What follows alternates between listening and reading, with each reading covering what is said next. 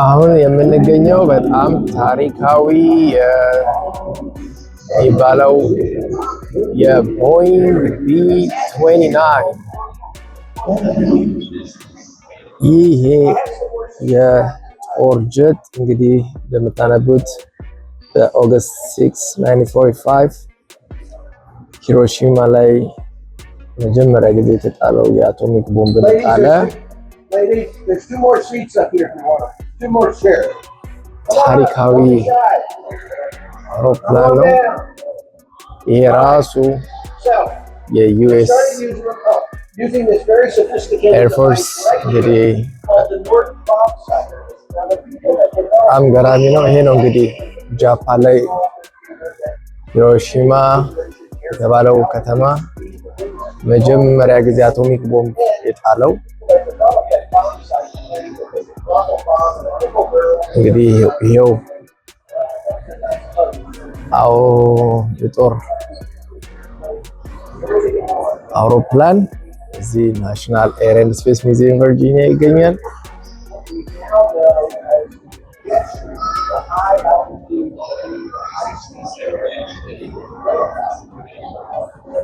እንግዲህ በጣም ታሪካዊ በዓለማችን ላይ ለመጀመሪያ ጊዜ አውዳሚ የተባለውን የአቶሚክ ቦምብ የጣለ ጦር አውሮፕላን ነው። እንግዲህ ይህንን ጃፓኖች ሲያዩት ምን ይሰማቸው እንደሆነ ፈጣሪ ነው የሚያውቀው። ግን ለታሪክ እንግዲህ ያው እዚህ ተቀምጧል። ይሄ ከውስጥ ሆኖ ፓኖራሚክ ቪው ነው የሚያሳየው። የሚገርም ነው በጣም። እንግዲህ እስቲ ሙሉን ዙሪያውን ላሳያችሁ። እኔ በጣም ገርሞኛል። እንግዲህ ይህ ነው የስንት ጃፓናውያንን ህይወት የቀጠፈው። እንደገና በምድራችን ላይ በጣም አውዳሚ የሚባለው የአቶሚክ ቦምብ ነው። እሱን መጀመሪያ ጊዜ የጣለ አውሮፕላን ነው። እንግዲህ በታሪክ ብዙዎቻችን ሰምተናል፣ አንብበናል ብዙ ጊዜ በተለያየ መንገድ እና ያንን ያደረገውን አውሮፕላን ያንን ተዋጊ ጀት በአካል ስታዩት ደግሞ የሚሰማችሁ ስሜት በጣም የተለየ ነው። ቀደም ያሳየኋችሁ ይመስለኛል። ይሄ ማለት ነው ከላይ ያለው ይሄን ይመስላል። እንግዲህ አቶሚክ ቦምብ ተሸካሚ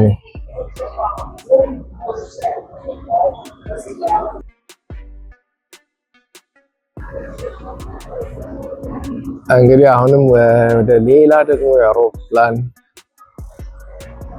ማት ያለበት ስለመተናል። በእውነቱ በጣም ነው የሚገርመው። እኔ እንደውም 140 ሚሊዮን ያነበብኩት ሳያልፍ አይቀርም ብዬ ነው የምለው። በጣም ለቁጥር እስከሚደክም ድረስ ነው ያለው። እውነቱ ይሄ በጣም የዓለማችን ግዙፍ ኤር ኤንድ ስፔስ ሚውዚየም መባልም ሲያንስበት ነው። በጣም ግዙፍ በጣም የሚያምር እዛ ላይ ሁሉንም አይነት በቃ የእውነትም የኤር ኤንድ ስፔስ ሚውዚየም እስክትሉ ድረስ ከጦር ውጊያ እስከ ሰው ማመላለሻ የሆኑ የተለያዩ የኤርክራፍት አይነቶችን ነው እንግዲህ እስካሁን ያየነው።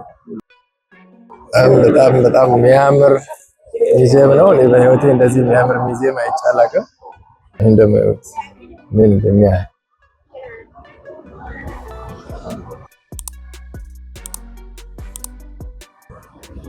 ሰው ሁሉ እየተገረመ ነው። በጣም ነው የሚያምረው የሚገርመው። እንደዚህ አጠገቡ ሆናችሁ ደግሞ ስታዩት የሚሰጠው ስሜት በጣም የተለየ ነው።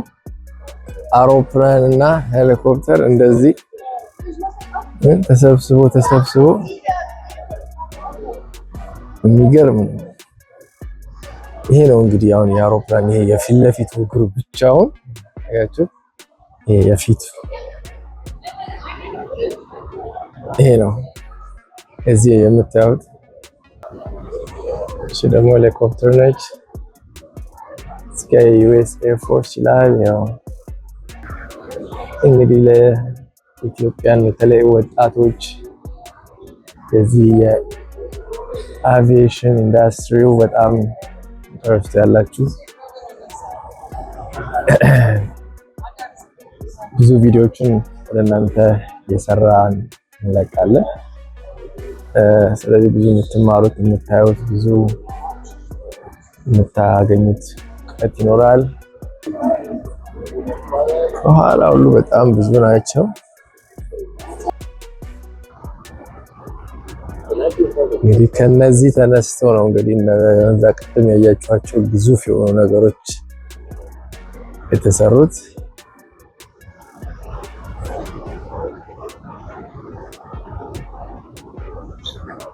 ያው እነዚህ ሁሉ በጣም አያችኋቸው። ገና መጀመሪያ እንግዲህ የመጀመሪያዎቹ ራይት ብራዘርስ ነው የሚባሉት አይደለ? አውሮፕላንን ያሉት ሰው እንግዲህ ከመጀመሪያ ጀምሮ ሙከራው ከየት ተነስቶ ምን እየሰሩ እንዴት ተሰርቶ እንዴት ተደርጎ ያለውን እንዳለ የሚያሳይ ሙዚየም ነው። ቀጣይ ወደ እንትን እንሄዳለን። የስፔስ ሃንገር የሚባለው እሺ። አሁን ደግሞ እንግዲህ ወደ ስፔስ ሃንገር እየገባን ነው። በጣም ይሄኛው ብዙ ስለ ስፔስ ሳይንስ ቴክኖሎጂ የምናይበት አስገራሚ ክፍል ነው። እዚህ ጋር ይሄ የምናየው ለመጀመሪያ ጊዜ ኒል አርምስትሮንግ እና ጓደኛው ጨረቃን በረገጡበት ጊዜ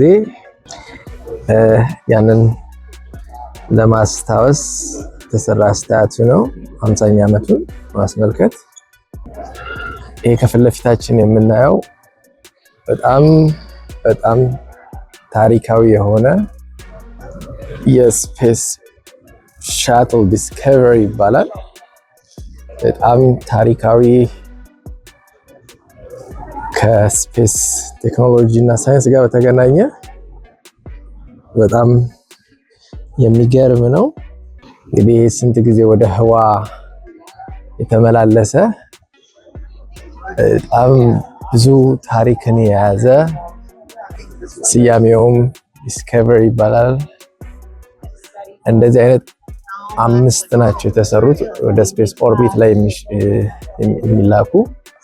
ስለ ስፔስ ሻትል ዲስከቨሪ ብዬ ሳነብ ያገኘሁት መረጃ እንደሚያሳየኝ ወደ የኢንተርናሽናል ስፔስ ሳይንስ ሲገነባ በጣም ብዙ እቃዎችን ያመላለሰ በጣም ታሪካዊ ነው። በጣም ግዙፍ፣ በጣም ነው የሚያምረው ሲታይ። ይሄን ይመስላል እንግዲህ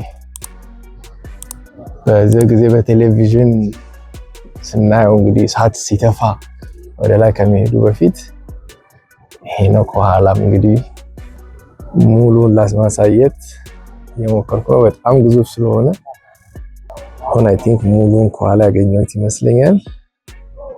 እንግዲህ ዲስከቨሪ የሚባለው የናሳ ንብረት የነበረ አሁን ግን ለኤር ኤንድ ስፔስ ሚውዚየም በስጦታ እንደ ቅርስነት የተሰጠ ታሪካዊ እንግዲህ ዕቃ ነው። ሙሉን እዚህ በኩልም እንደሚመስል አሳያችኋለሁ። ግዝፈቱ በጣም በቃ እንግዲህ አስትሮኖት ወደፊት ለመሆን ህልሙና ራዕዩ ያላችሁ ፍላጎቱ ያላችሁ ውድ ኢትዮጵያውያን እንግዲህ ይህን ይመስላል። አሁን ቀጥሎ ደግሞ የምናየው የሚሳኤል አይነቶችን ነው። እንግዲህ እዚህ ጋር ደግሞ በዚህ ሳይድ የምታዩት ይሄ አሁን የኤጂኤም 86B ክሩዝ ሚሳይል እንግዲህ የስፔስ ሳይንስ ቴክኖሎጂ የደረሰበት። ይሄ ደግሞ ተርሚት ሚሳይል ይሄ ሚሳይል አይነት ነው። TM61C Matador ክሩዝ ሚሳይል ይባላል። ይሄ ደግሞ አንቲ ሳተላይት ሚሳይል ይባላል። ለመጀመሪያ ጊዜ በዚህ ቅርብ ሚሳኤልን እንደዚህ በቅርበት ሳየው እንግዲህ አጠገቡ ጋር ተጠግታችሁ ሚሳኤል አይታችሁ ማታውቁ ይሄን ይመስላል። በተቻለ መጠን ሁላችሁ ደግሞ የአንቲ ሰብማሪን ሚሳኤል ነው። እንግዲህ የባህር ሰርጓጅ የሚባሉት ከውስጥ የሚተኮሱ ማለት ነው። ይሄ ደግሞ ድሮን ነው። እነዚህ ናቸው እንግዲህ የአንቲ ሰብማሪን ሚሳይል የሚባሉት። የሰው ልጅ ጅም ረቂቅ ነው። ጥበቡና እውቀቱ እግዚአብሔር በብዙ የሰጠው። ይሄ ታሎስ ሚሳይል ይባላል። ሁላችሁ ይሄም እዚህ ጋር ደግሞ ሌላ ሚሳይል ነው። ይሄ ቀዩ እንግዲህ ይሄ ነው PAC-2 missile full-scale model anti-tactical missile ነው። ያ ደግሞ ይሄ ላርክ ሚሳይል ይሉታል የስያሜው ብዛት ራሱ። ይሄ ደግሞ የሮኬት ኢንጂን ነው። የሮኬት እንግዲህ ኢንጂኑ ይሄን ይመስላል። H1 rocket engine, Titan 1 rocket engine ያው በዚህ በኩል ሮኬት ደግሞ እነዚህ እንግዲህ ሳውንዲንግ ሮኬት ይባላል። ይሄ ያላችሁ እንግዲህ ስለ ሮኬት ሳይንስ በደንብ ዲቴይሉን እዚህ ላይ እንግዲህ ለመጀመሪያ ጊዜ ነው እኔም እንደዚህ በቅርበት ሚሳኤል ሮኬት ቀርቤ ሳይ በዓይኔ። ሌላ ደግሞ በጣም የሚያስገርም ሚሳኤል ላሳያችሁ። ሌላ እዚህ ጋር በጣም ነው የሚደንቀው። ይሄ አንድ ይሄ ምን እንደሚያክል ይሁት። ይሄ ነው እንግዲህ ኮርፖራል ሚሳይል 14 ሜትር ርዝመት አለው። እንግዲህ ይሄን ይመስላል የሚሳይል ሮኬት ኤንድ የስፔስ ሳይንስ ክፍል።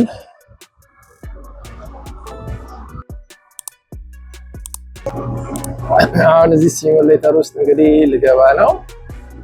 እንግዲህ እስቲ እናያለን።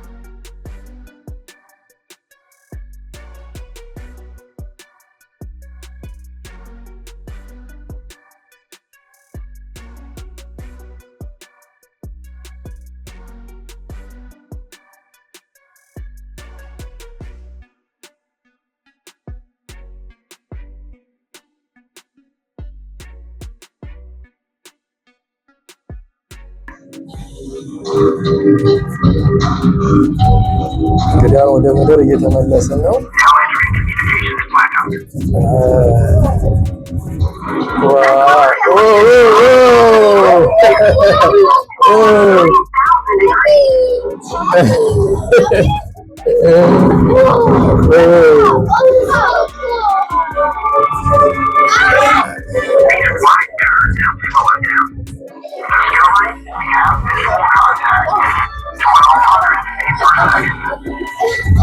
እንግዲህ ወደ ምድር ተመለስን። እናርፍ ነው አሁን። እናርፍ ነው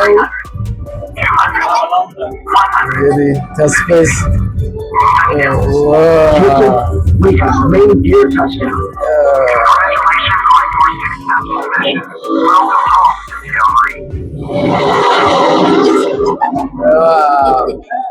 it was fun.